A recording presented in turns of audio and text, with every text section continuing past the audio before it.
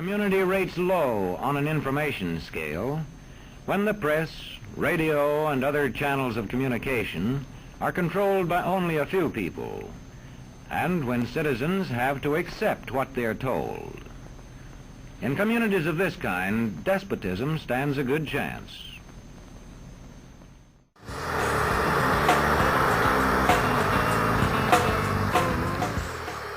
Before the war started, there was an awful lot of coverage about how the journalists were going to be covering the war. They were in training camps. They called them boot camps for journalists. They talked about embedding and how they were going to be with the troops. And this, of course, was a big change in Pentagon policy, because for Grenada and Panama, the press had been locked out of covering those wars. And also for the first Gulf War, a very small group of elite journalists were in a pool, and they were the only ones that were able to get any information. When wars backfire. For most Americans, the Iraq War is a wrap. Polls taken today overwhelmingly revealed the deeply held belief that the Iraq War was an error of epic proportions, and barely a third of those polled now claim to support the policies of the incumbent President George W. Bush. With the exception of a few true believers, most folks want to push that era back into the past, to be forgotten, if not forgiven. That deeply held belief is now echoed by all segments of society, even among elites who were previously silent or even supported the war. The stay-the-course crowd has been whittled down nearly to the bone. Witness the presidential ambitions of Senator John McCain. His joined-at-the-hip support of the Bush administration has cost him dearly, as his poll numbers surge downwards. Recently, a British newspaper and TV journalist, Jonathan Friedland, gave some sense of the breadth of opposition to the administration in a June 2007 essay in the New York Review of Books.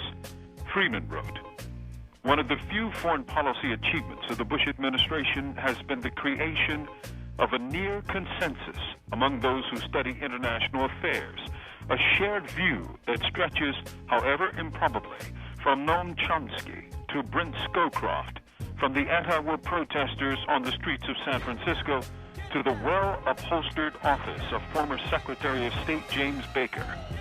This new consensus holds that the 2003 invasion of Iraq was a calamity, that the presidency of George W. Bush has reduced America's standing in the world and made the United States less, not more, secure, leaving its enemies emboldened and its friends alienated. Paid-up members of the nation's foreign policy establishment, those who have held some of the most senior offices in the land, speak in a language once confined to the T-shirts of placard-wielding demonstrators. They rail against deception and dishonesty, imperialism and corruption. The only dispute between them is over the size and depth of the hole into which Bush has led the country he pledged to serve." His words had an almost eerie quality to them when the news recently reported that Al Qaeda is stronger now, especially with the influx of recruits, than at any time since 9/11. If, after 4.5 years of war, your enemy is stronger, then to claim to be winning in Iraq, as some Bushites do, is a kind of madness, if not profound self-delusion. Wars either weaken combatants or strengthens them.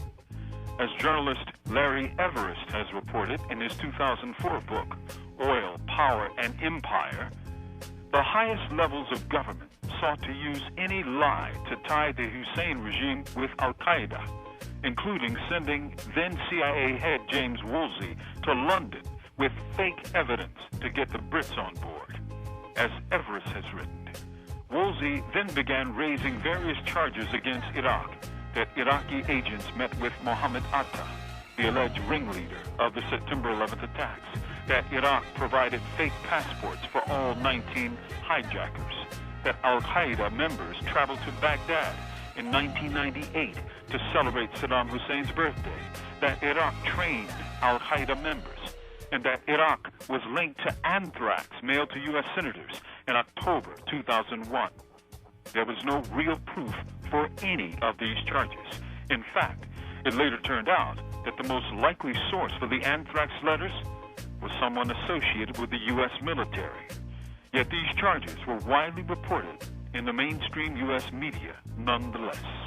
And now, with U.S. recruiting down, Al Qaeda is flourishing, mostly in the country that the U.S. claims as ally, Pakistan. Amazing. If this is winning, what does failure look like? From death row, this is Mumia Abu-Jamal. These commentaries are produced by Noel Hanrahan for Prison Radio.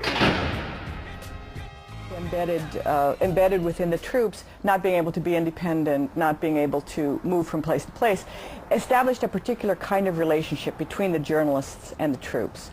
And that's a classic strategy of public relations. It's all about establishing a relationship. And once you've got that positive relationship established, then you've pretty much formed the perspective of the journalists, not only physically to report from the American military's point of view, but also mentally and emotionally, that you have no journalistic distance from your topic.